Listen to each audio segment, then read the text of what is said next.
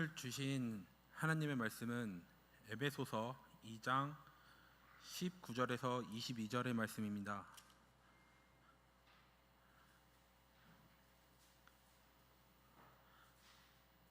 그러므로 이제부터 너희는 외인도 아니요 나그네도 아니요 오직 성도들과 동일한 시민이요 하나님의 권속이라.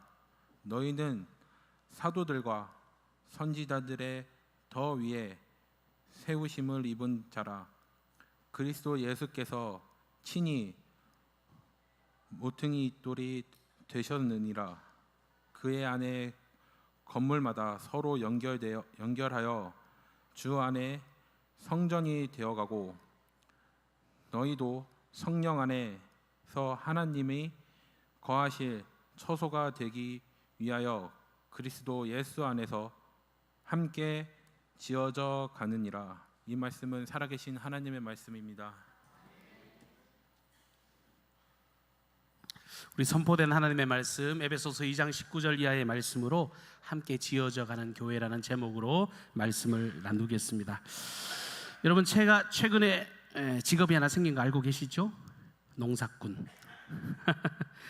요즘 그 교회 뒷마당 집 허문에다가 작은 텃밭을 제법 예쁘게 만들어 놓고 정성껏 가꾸고 있습니다. 아내가 주문한 아삭이 고추, 오이, 가지, 호박, 깻잎까지 이렇게 심어 놓고요. 새벽 기도회 끝나면 이제 일상이 됐어요. 이제 물 주고 이렇게 집에 가는 그런 일상이 지금 반복되고 있습니다. 이게 풀이였던데 이게 이제 요만한 열매들이 맺어지기 시작하고, 고추는 뭐 진작 이렇게 지금 따먹고 있고요. 어설픈 농부의 눈에 보기에도 굉장히 흐뭇하고 재밌고 즐겁고 보람도 느껴지고 있습니다. 근데 여러분들은 저보다 선배들이시니까 저 잘 아실 거예요. 이 열매가 더 잘 맺혀요? 뭐가 제일 많이 맺혀요? 풀이 막 돌아서면 맨날 자라요. 말도 못하게 자랍니다. 뜯어놓으면 또 자라고, 뜯어놓으면 또 자라고. 이 작물이 크는 게 아니라 풀이 얼마나 쑥쑥 자라는지 진짜 이 풀과의 전쟁이라는 말이 진짜 실감이 납니다. 근데 풀은 제가 맨날 뽑아주지 못하고 맨날 물만 주고 들어가니까 엄청나게 자라 있어서 그저께는 미루다가 이 삽을 들고 이 잡초를 제거하러 들어갔습니다. 그런데 엄청나게 큰 사고를 치고 말았지 않겠습니까? 잡초를 자르다가 그만 오이의 밑둥이 싹 하고 잘린 겁니다. 아이고, 이렇게 탄식을 하시네. 나보다 더 가슴이 아파. 너무 순식간에 일어난 일인데 휙 하고 보니까 오이 밑둥이가 떨어졌는데 거기에 뿌리가 요만큼 붙어 있는 거예요. 그래서 얼른 빨리 다시 묻어두고 막 흙을 막 도둑하게 해주고 물을 막 가득 줬죠. 그 웬걸 그 다음날 가보니까요, 삐쩍 말라서 죽어 있는 거예요. 여러분, 그 장면을 한번 연상해 보세요. 옆에는요 줄을 매달았는데 싱싱하게 풀을 이게 덩쿨을 치고 올라가는 오이가 두 그루가 있고, 하나는 완전 고개를 숙이고 삐쩍 말라 죽어 있는데, 그 모습을 딱 보는 순간에 제 머릿속에 딱 스쳐가는 예수님 말씀이 떠오르는 겁니다. 제가 찾아봤더니 마태복음 13장의 말씀이었어요.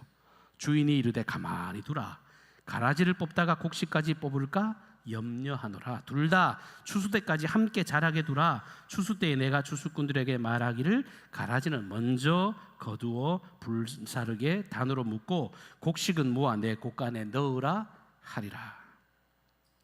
짧은 인생의 묵상입니다만, 심판, 판단 이런 것들은 그리스도인으로서 내 몫이 아니구나. 이거 다 하나님께서 하실 몫이로구나. 내가 진짜 추구해야 될 것은 이 알곡들을 염두하고 이 생명을 염두하고 그 일을 위해서 충성스럽게, 그리고 주님의 선을 날마다 행하면서 멈추지 않는 그런 삶을 살아가야 되겠구나라고 하는 그런 깨달음을 얻게 됐습니다.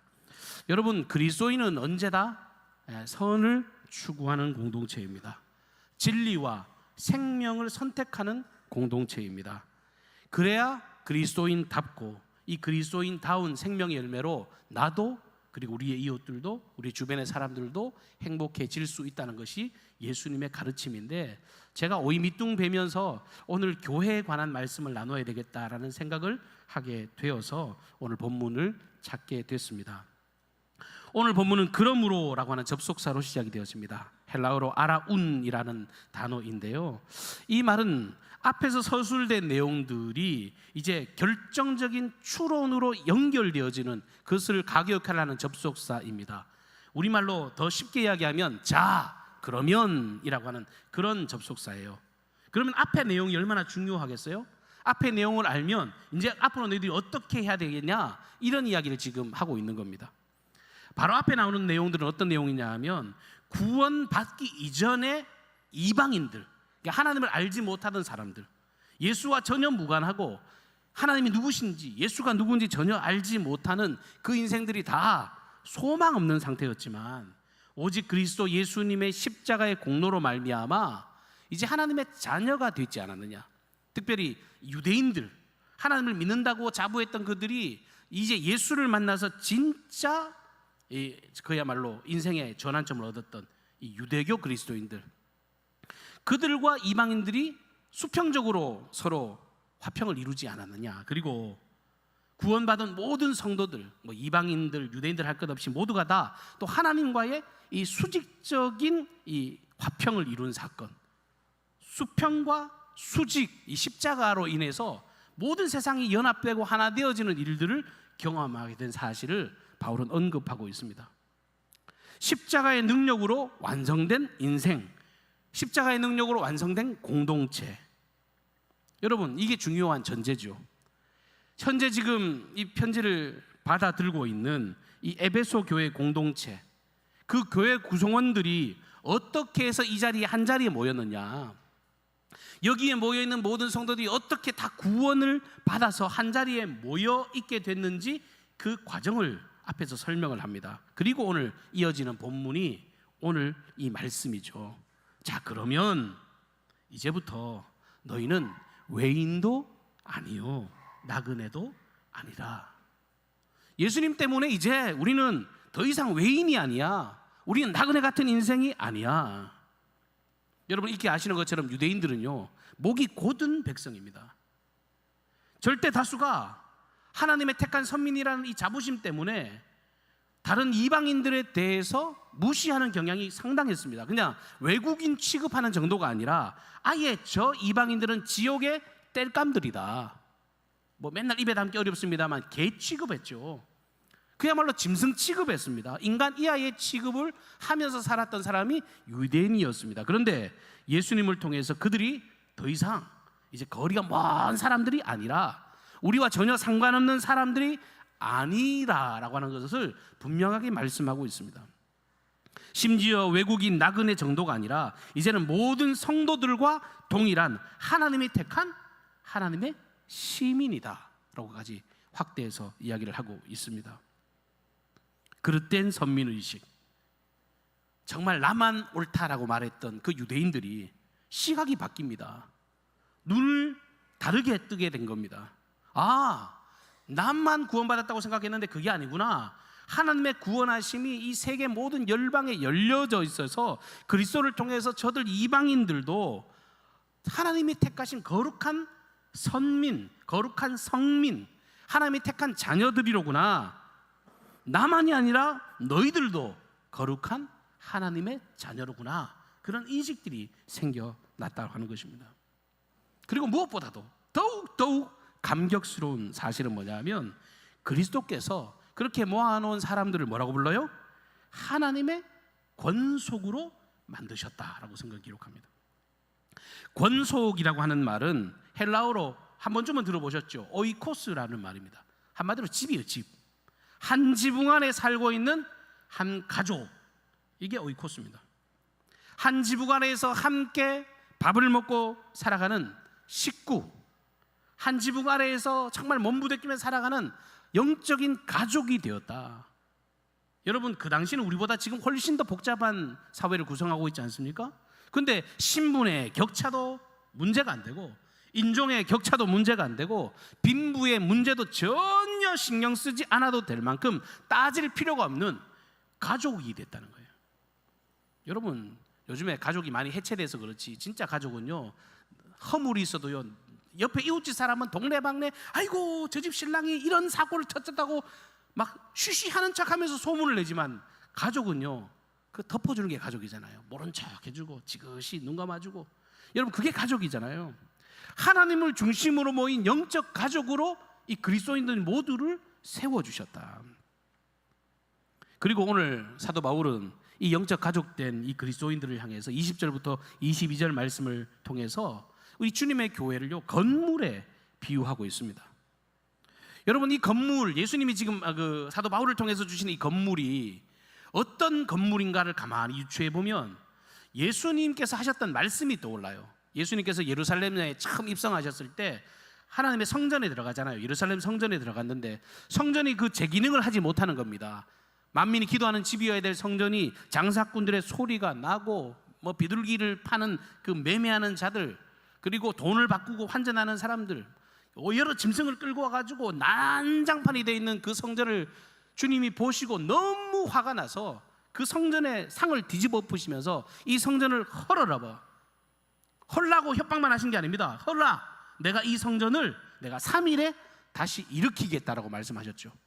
그러니까 예수님이 다시 일으키겠다고 하신 성전이 이 건물인가 보다, 이런 연상이 되는 그런 이야기를 지금 성경에서 하고 있습니다. 말씀에 기록된 건물은요, 종교적인 화려한 어떤 외형을 갖추지는 않았습니다. 껍데기만 있는 그런 성전이 아니었습니다. 이 헤롯의 성전과 대치되는 하나님의 뜻을 쫓는 주님이 친히 이루어 주시고 작업해 주시는 성전이죠. 오늘 보세요. 오늘 말씀해 보면 이렇게 새롭게 세워지는 이 건물은 사도들과 선지자들의 터 위에 세워져 있다라고 이야기를 합니다.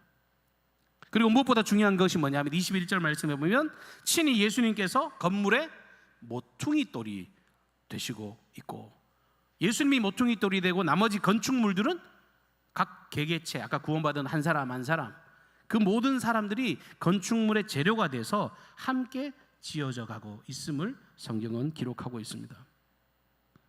무엇보다 중요한 것이 이 건물은 예수 그리스도의 대속의 사랑, 이 복음의 토대 위에서 지어지고 있다는 것을 굉장히 강력하게 반복해서 이야기를 하고 있죠. 특별히 예수님이 모퉁이 돌이라 그랬습니다. 저는 건축을 잘 몰라요. 근데 모퉁이 돌의 역할이라고 하는 것이 원래는요, 건물과 그 건물의 그 벽과 벽 사이에 그 만나는 지점, 아주 중요한 위치에다가 이 모퉁이 돌을 넣는다고 합니다. 그리고 오늘날에는 뭐 그 하도 건축 기술이 좋아졌으니까 또 모퉁이 돌이 하는 역할이 뭐예요? 이 건물은 누가 언제 어떤 의도로 지었는지를 나타내는 그런 표시석으로도, 건물의 정체성을 알리는 표시석으로도 이 모퉁이 돌을 활용하고 있습니다. 본래 역할은 정말 지탱하는 역할을 감당했다면 지금은 그야말로 드러내고 선전하는 역할을 하는 거죠. 근데 어쩐 과거든 지금이든 중요한 의미는요, 이 모퉁이 돌이 가진 의미는 굉장히 크지요.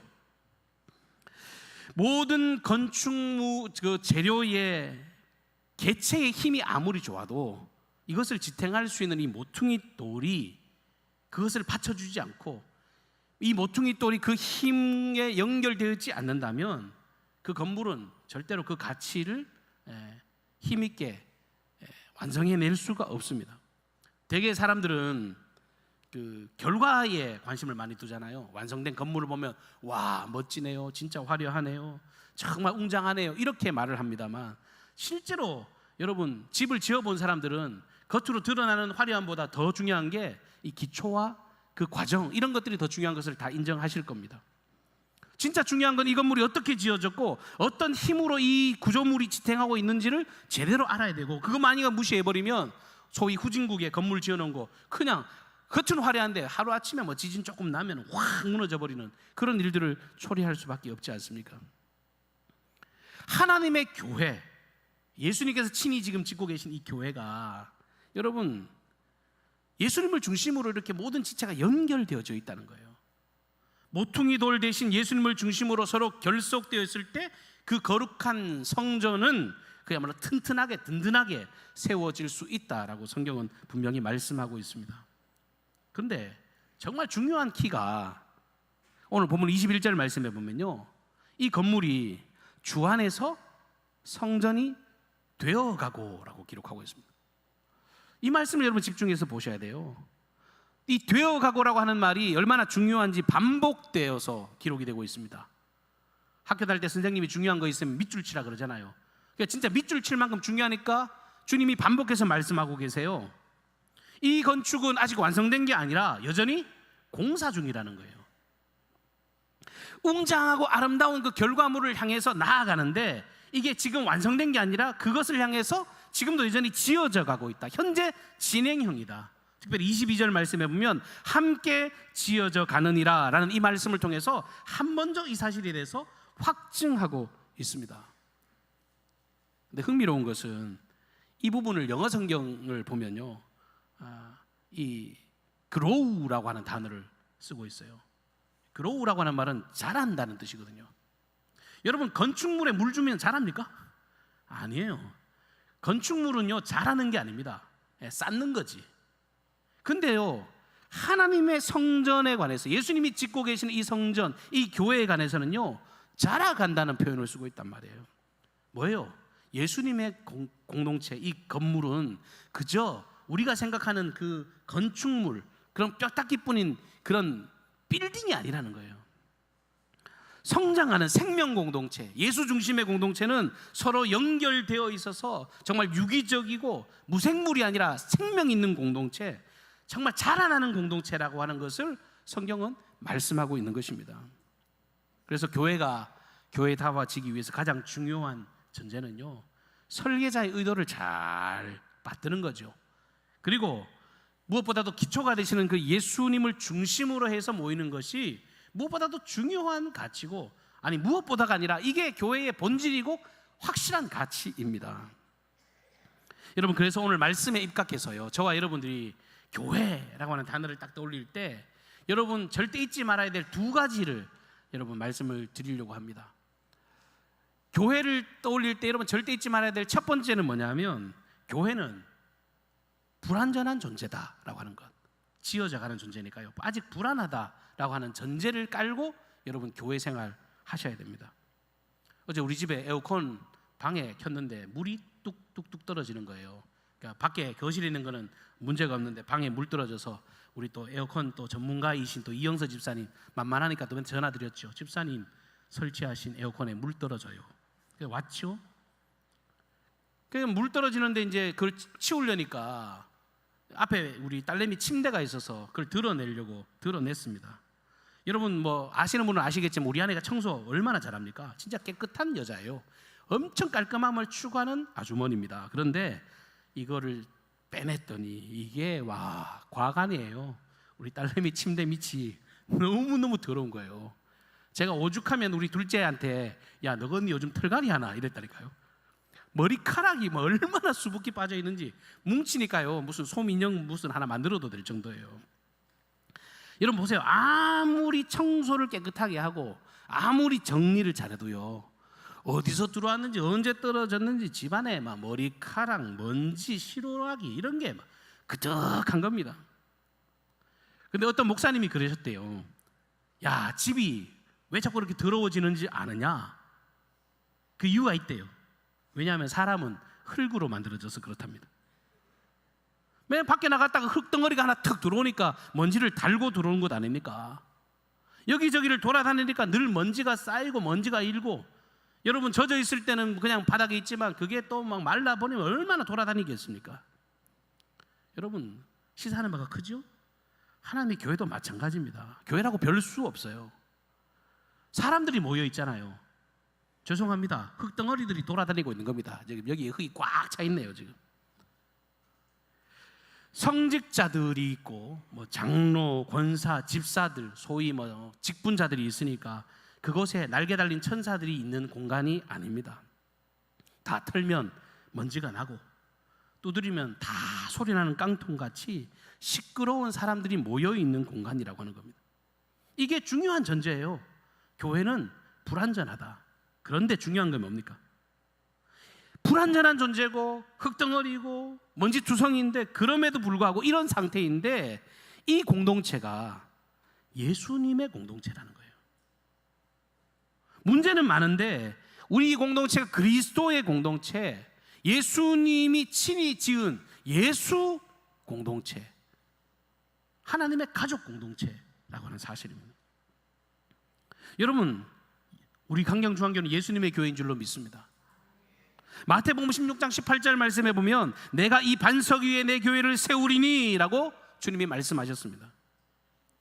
물론 이 맥락으로 보면 베드로가 주는 그리스도 살아계신 하나님의 아들이십니다 신앙 고백이 있어서 그 고백을 칭찬하시는 일이기는 합니다만, 결국은 그 신앙의 주체가 예수님이시니까 예수님은 이 말씀을 통해서 이 교회를 누가 설립할 것인지, 이 교회를 누가 지킬 것인지, 이 교회의 진정한 주인이 누구이신지를 명확하게 밝히고 계십니다.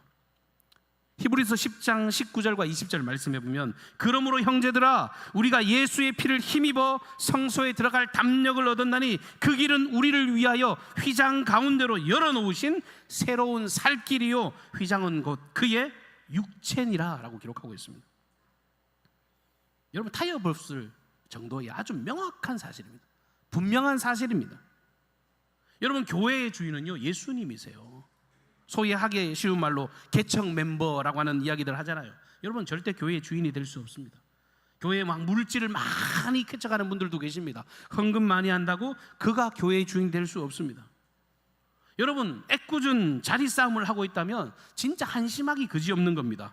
법적으로 소유권이 전혀 없는데 서로 주인이라고 다툰다고 여러분 생각해 보세요. 여러분, 집주인의 입장에서 진짜 황당하고 어이없을 겁니다. 그게 TV에 나오면 코미디 프로그램이 되는 거예요. 개그 프로그램도 그렇게 재미있는 개그가 없는 것입니다. 예수님이 세우셨기 때문에 예수님의 교회예요. 이건 비단 건물로서만 존재하는 교회를 이야기하고 있지 않습니다. 여러분, 그리스도인으로서 내가 하나님의 자녀로서 주님을 영접하여서 주님을 아버지라 부르는 하나님의 자녀가 된 우리 모두도 하나님의 교회로 살아가는 내 개인도 마찬가지입니다. 내 생명 주님의 것이죠. 내 재산, 내 소유, 내 건강, 내 꿈과 비전, 이 모든 것이 다 주님의 것입니다라고 고백할 때 그 삶이 윤택하고 아름답고 생명이 살아나는 것입니다. 그래서 우리가 신앙생활하면서 주님을 향해 기도할 때 주님은 나의 주님이십니다. 나의 주님, my Lord, 나의 주님이라는 것을 얼마나 부르짖고 또 간절히 부르짖습니까? 그냥 대명사처럼 주님이 아니에요. 나의 주인님입니다. 내 삶의 주인이시라는 거예요. 이미 사도 바울은 에베소서 1장 22절에서 예수님을 교회의 머리라고도 밝히고 있습니다. 예수님이 교회의 머리가 되세요. 그러면 나머지 교회는, 이 교회를 구성하고 있는 이 모든 성도들은 예수님의 몸이 되는 거죠. 그분의 지체가 되는 것입니다. 손과 발, 눈, 코, 입, 귀 역할은 다 다르지만 머리 대신 예수님께 붙어 있어서 그 명령에 따라서 유기적으로 착착착 움직이는 생명 공동체라고 하는 사실입니다. 한인 목회를 하시던 한 목사님의 칼럼에 소개된 글인데 제가 소개해 드리겠습니다. 그분이 사역하는 교회에 남편을 따라 미국에 온 한 여성 성도님이 계셨답니다. 직분이 어떤지는 모르겠습니다만 미국에 온 지 5년이 다 됐는데 아직도 교회를 정하지 못했다고 하시면서 이제 목사님께 상담을 요청하러 온 것입니다. 그러면서 이제 본인의 이야기를 쭉 이야기하시는 거죠. 지금까지 왜 교회를 정하지 못했는지 그 이유를 쭉 설명하십니다. 본인이 한국에 있을 때 유명한 대형 교회를 출석하셨는데 거기서 전도 훈련도 받고 제자 훈련도 받고 양육도 받고, 특별히 그 오늘 내일 하시는 분들 있잖아요. 호스피스 선교회, 그런데 훈련하면서 정말 많은 역할을 감당하셨는데 막상 미국에 들어와 보니까 모든 게 조금 자기와 맞지 않는 것처럼 느껴지는 거예요. 소위 목사님 설교도 별로인 것 같고 교회 프로그램도 양에 차지 않아서 아직도 교회를 찾지 못했다, 그렇게 말씀을 하셨답니다. 그리고 그 말씀을 들었던 목사님께서 한참 망설이시다가 어렵게 답을 주셨는데 이렇게 이야기를 하셨답니다. 자매님, 딱 3가지의 솔루션이 있습니다. 이 길밖에 없는 것 같아요. 첫 번째, 한국으로 돌아가십시오. 그래서 전에 나가던 교회를 다니십시오. 두 번째, 한국에서 그 목사님을 초빙해서 미국에서 개척을 하십시오. 마지막 3번째, 정말 약하고 힘없고 어려운 교회에 들어가서 배우신 대로 내가 제자가 되고 전도자로 살아가면서 그 예수님을 통해 배운 바를 실천하며 살아가시길 바랍니다. 3가지 중에 한 가지 자매님이 고르십시오 그랬대요. 여러분, 이게 그 미국에서 있었던 한 일화를 칼럼에 이렇게 담고 있습니다만 시사하는 바가 큰 이야기입니다. 오랫동안 신앙생활을 하는데요, 예수님을 닮아가는 게 목적이어야 되지 않겠습니까? 자라가는 게 목적이니까. 근데 목이 곧고 눈이 어두워지고 있다면 우리 자신을 돌아봐야 합니다. 저도 수많은 대형교회에서 훈련받고 많은 경험을 했습니다만, 여러분, 제자 훈련을 한다고 해서 사람이 변화되는 게 아닙니다. 이거 수료했다고 수료증을 집에 쌓아놨다고 해서 엄청나게 훌륭한 사람이 되는 게 아닙니다. 직분에 대한 오해들도 굉장히 클 수 있죠. 직분자라고 하는 것, 여러분 단도직입적으로 분명히 말씀드리는데요, 성경에서 말하는 직분은 절대 계급이 아닙니다. 직분은요, 사역의 개념이에요. 각자의 역할이 있는 겁니다. 사역을 위해서 봉사와 섬김과 구제를 통해서 결국은 한 영혼 구원하는 그런 역할로 주님이 주신 거라는 거예요. 그런데 역할과 이 계급과 제도를 제대로 구분하지 못하면 그리스도인의 능력이 절대로 생명으로 드러나고 나타날 수가 없습니다. 서열화된 곳에 무슨 예수의 생명과 소망이 드러날 수 있겠습니까? 서열화된 곳에는 반드시 경직됨과 정죄와 비난만이 남겨지게 될 것입니다. 오히려 있던 서열의식도 버려버리고 예수님께서 요구하시는 이 길 안으로 들어와서 정말 함께 지어져가는 공동체, 아직은 미완성이지만 끊임없이 주님께서 원하시는 그 길 가운데 내 것을 헌신하고 드리는 그런 선한 마음이 있을 때 교회가 교회다워질 수 있습니다. 원래 사도 바울은요, 그냥 객관적으로 봤을 때 굉장한 자존감을 가졌던 사람입니다. 특별한 자존감을 가졌던 사람이죠.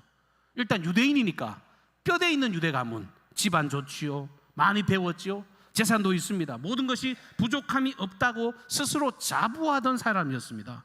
근데 나중에 그 자부심이 나중에는요 교만으로 바뀌어가지고 자기가 하고 있는 일이 뭡니까? 스테반 같은 사람들, 저 죄인들 저거 그냥 살려두면 안 되겠다, 저 여수정에 저런 것들 때문에 사회가 어지럽다고 판단하고 비난했습니다. 그러다가 그 사람 죽는데 남의 옷 지켜주면서 사람이 죽는 걸 어떻게 눈 뜨고 쳐다봐요? 그 영적인 우월감이 사람을 죽이는 일까지 당당하게 행하게 만들었던 사람이었습니다.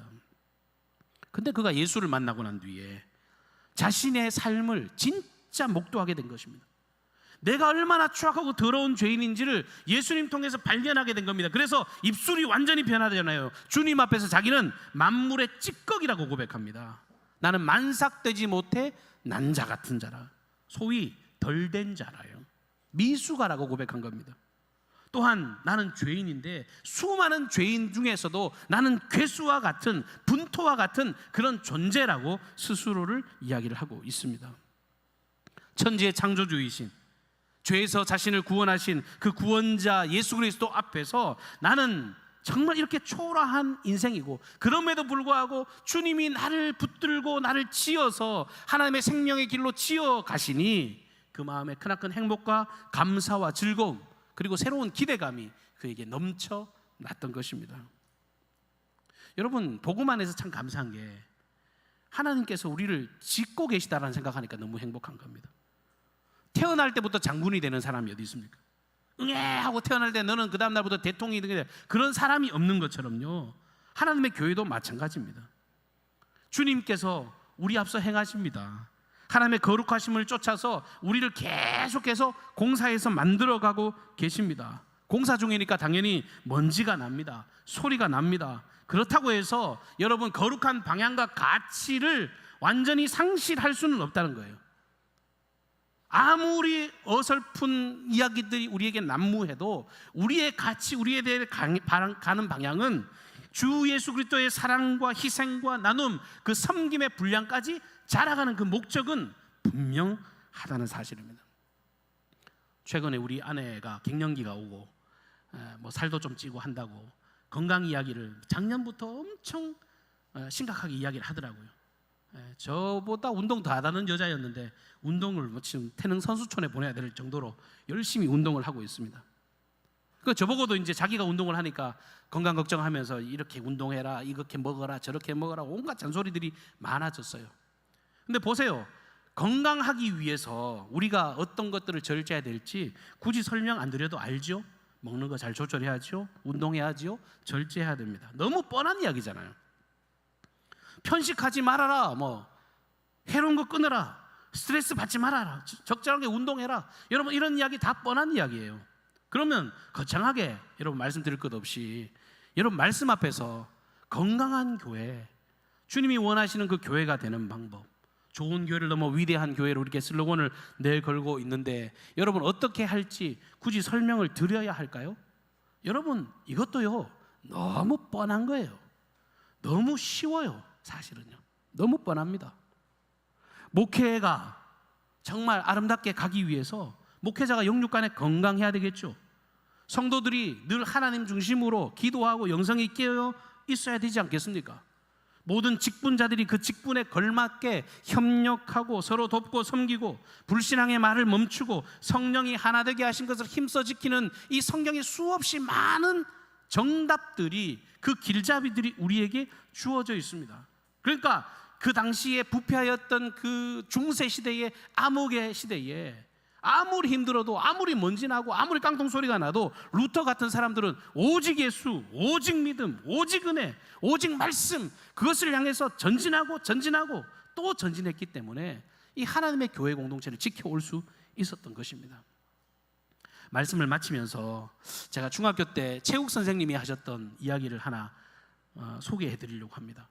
우리 체육 선생님이 맨날 운동은 안 가르치고 맨날 옛날 이야기하는 거 되게 좋아하셨던, 그늘 밑에 앉아가지고 야 앉아 선생님이 이야기해 줄게 이러면서 쓸데없는 이야기 진짜 많이 해주셨는데 지금 돌이켜보면 쓸데없는 이야기가 하나도 아니었던 것 같아요. 그때 선생님이 하시는 이야기가, 그때 드라마가 한창 그런 드라마가 나왔거든요. 일본 생체 실험하는 마루타 이야기. 그러면서 야 마루타 어떻게 사람에게 생체 실험을 하느냐. 근데 그 마루타의 실험을 통해서 엄청나게 사람들이 두려움에 빠지게 하는, 가장 극한의 고통을 당하게 하는 방법을 찾았다. 그게 뭔지 아느냐? 너희들이 생각하기에 세상에서 가장 끔찍한 고문이 도대체 뭐라고 생각하느냐? 여러분 고문 떠오르는 게 많죠. 제가 군대에 있을 때 그냥 일방적으로 구타만 당해도 그 사람 막 무서워 죽어요. 언제 고참이 때릴까 막 무섭단 말이에요. 근데 일방적으로 막 어두운 데 가둬놓고 뭐 진짜 뭐 손톱을 뭐 빼고 뭐 뜨거운 물을 붓고 물에 잠그고 생각만 해도 몸소리 쳐지잖아요. 근데 그런 이야기를 하시는 게 아니라 선생님 하시는 말씀이 그런 거예요. 아무도 없는 캄캄하게 만든 그 공간 안에다가 그야말로 옴삭달삭도 못하게 사람을 묶어놓고 그 이마 위에다가 물만 한 방울 탁 떨어뜨린대요. 계속해서 시차를 두고 탁 떨어뜨린다는 겁니다. 중딩들이 무슨 상상을 하겠어요? 아이고 선생님 구라치시네. 그게 뭐가 무서워요? 아이고 선생님 그까짓 거 뭐 이마에 물 떨어뜨리는 게 뭐가 무섭다고요? 그랬는데 지금 생각해 보니까요 소름이 돋아요. 여러분 별게 아니라고 생각되지만요 그 캄캄하고 암흑이 있고 결박이 돼 있는 상태에서 아무 소리도 들리지 않는 정막 가운데서 이마에 떨어지는 그 물방울이 처음에는 낭만적으로 느껴질 수도 있겠죠. 그저 시원하게 받아들일 수도 있겠죠. 근데 시간이 지나면요 나중에 그게 큰 바위 덩어리가 머리에 떨어지는 것 같은 공포에 휩쓸려 있다가 나중에 절규하면서 고통스럽게 죽는다는 거예요. 여러분 우리 인생이 그래요. 하나님은 우리를 선을 추구하며 살게 하셨고 선을 경험하고 나누며 선을 먹고 살아가기로 주님은 우리를 만들어 놓으셨습니다. 부정의 소리, 비난의 소리, 저주의 소리, 정죄의 소리, 이게 차곡 쌓이면 여러분 그게 사람을 죽여요. 그래서 성경은 정반대 이야기를 우리에게 끊임없이 말씀하고 있습니다. 고린도후서 5장 18절과 19절 말씀해 보면 모든 것이 하나님께로서 났으며 그가 그리스도로 말미암아 우리를 자기와 화목하게 하시고 또한 우리에게 화목하게 하는 직분을 주셨으니 곧 하나님께서 그리스도 안에 계시사 세상을 자기와 화목하게 하시며 그들의 죄를 그들에게 돌리지 아니하시고 화목하게 하는 말씀을 우리에게 부탁하셨느니라. 할렐루야. 주님이 저와 여러분에게 하나님의 교회로서 그리고 이 지역 사회를 살리는 생명을 살리는 기관으로서 우리에게 명령하시고 계십니다. 함께 아름다운 방향으로 지어져 가기를 원하고 계십니다. 그러기 위해서 우리가 내려놓아야 할 것, 우리가 포기해야 할 것, 그리고 반면에 우리가 반드시 절대로 타협하지 않아야 될 생명의 가치가 무엇인지를 잘 분별해서 이 죄 많은 세상, 이 멸망을 향해 걸어가는 이 세상 가운데서 하나님의 거룩한 가치를 드러내고 많은 사람을 생명의 길로 이끌어 가시는 저와 여러분의 거룩한 삶이 되시기를 주님의 이름으로 축복합니다. 사랑과 은혜가 풍성하신 주님의 은혜를 감사합니다. 오늘 거룩하고 복된 주님의 날, 우리가 함께 지어져 가는 교회의 모습을 하나님의 음성을 통해 듣게 하시니 감사를 드립니다. 하나님 아버지 절대 주권을 주님께 이양하게 하시고 주님이 지어 가시는 대로 우리가 순응하며 아버지 생명과 소망의 가치를 위해서 전진하는 아름다운 인생들이 되게 하시고, 특별히 우리 강경중앙교회를 축복하여 주셔서 거룩하심을 쫓아 하나님의 놀라운 믿음의 가치를 지켜내는 좋은 교회를 넘어 위대한 교회로 전진하는 당신의 교회가 되게 하옵소서. 우리의 삶을 통해 하나님의 놀라운 영광이 드러나기를 간절히 소망하옵고 예수님의 존귀하신 이름으로 기도하옵나이다. 아멘. 다 같이 자리에서 일어나셔서 찬송 620장 함께 믿음으로 찬송하시겠습니다. 찬송하시면서 함께 봉헌합니다. 여기에